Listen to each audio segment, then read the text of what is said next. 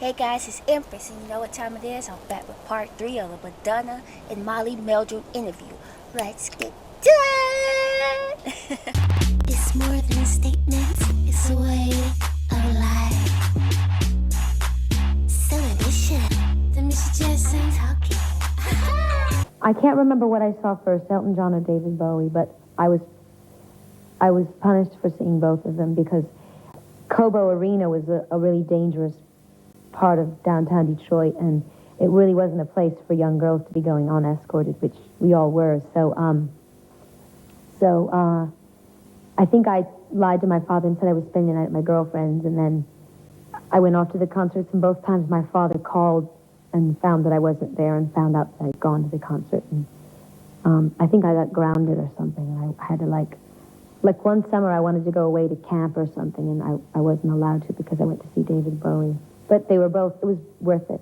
I borrowed a long black. That's crazy though how like times change, right? Because like back then it seemed like people had to like risk it all. Like, I gotta see you, I'm never gonna see you. Like, because there was no such thing as social media, so you didn't have like immediate access, or there wasn't a thing like YouTube where you could watch these performances and stuff like that, right? Because I seem like now I feel like people don't really get like turned up about concerts. I feel like unless like they are like a little teenage girl and like they just got into like BTS or some little teen bopper group. You know what I mean? Alright, let's go. Like velvet cape from my girlfriend. Who knows what I had underneath it? But I made a grand entrance, and that was the most important thing.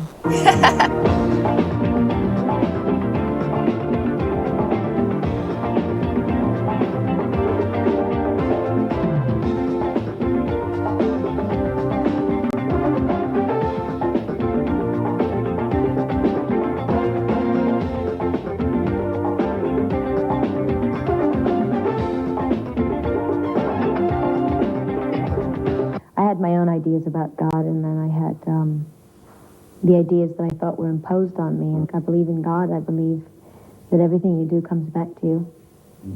I believe in the innate goodness of people and the importance of that. People who are really, if they're really passionate and they really have an open mind, and they really watch closely, I think that the video has a very positive message, and that they wouldn't find fault with it. Preach. Like, I still don't get that to this day. I remember seeing that documentary about like videos that shocked or rocked the world, and I'm like, did y'all not watch the video though? Like, but you know, again, like, cancel culture has always been a thing. People act like it just got invented today, but nah, back in the 80s, like, they was trying to cancel Madonna, right? And a lot of times in those kind of cultures, like, people hop on the bandwagon without knowing all the facts, right? They just saw like a clip, or they might have even saw, they just heard what somebody else said, and like, yeah, cancel her. Passion is there's something almost sexual about it, really. I mean, if you want to get really psychoanalytical about it. I agree, and I learned that from Dynasty, right? Like, Alexis pulled up on Blake. It's just like, I think season 2 or maybe season 3, but they was like off. It was season 2 because Alexis still was like wearing long hair, and they was like off to see like Ahmad Rashid or Rashid Ahmed, right? And and Alexis was like, Blake, there's always passion between us. The passion. And she was always there like, you do not love Crystal, Blake. It's the passion between us. Hey, let's go. But you know, the video was very. I think it had a very positive message. Right. It was about overcoming racism and overcoming the fear of telling the truth, of getting. You know, so many people witness crimes, and they're afraid to get involved. Absolutely. Because it will only bring them trouble. They're afraid to stand out on a limb and stand up for someone else. And I think. But you know, it's crazy though. I feel like nowadays, people who like witness crime, they may be scared to get involved, but a lot of times, again, we live in like this instant culture, so a lot of times they're like, oh, I just want to record it. And I won't necessarily say that they might be doing it for justice. Sometimes they might just be doing it to go viral. Like, it's a jaded kind of twisted thing. Like, are you really trying to help this person, or are you trying to clout chase off of this like very hateful or very painful situation that occurred? You know what I mean? a lot of positive messages. I mean, it's a very taboo subject to have an interracial relationship. Talked You know about what I mean? that. Yeah. And the idea of that kind of joyousness in the church, you know what I mean? Yeah. It dealt with a lot of taboos, and it made people afraid. And I think the people who reacted negatively to it were afraid of their own feelings that they have about those issues.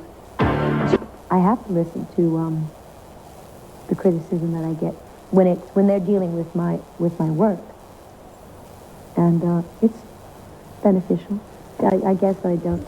But again, here I feel like we just saw like a real Madonna moment, and what she says has been beneficial. I could see, and I could sense like hurt behind that, though. You know, again, like you're thinking that you're doing this positive, great work, and that's how it's going to be interpreted. But then people try to tear you down, and you're like, well, dang, I'm just trying to do something good. I'm trying to bring awareness to these things that are happening right now in our country, and this is like, I get backlash for that. So we just saw, I feel like, again, in all the interviews I've seen with Madonna, I always see like this sensitivity. And prior to this journey, that was something that I didn't expect to see. All right, let's go.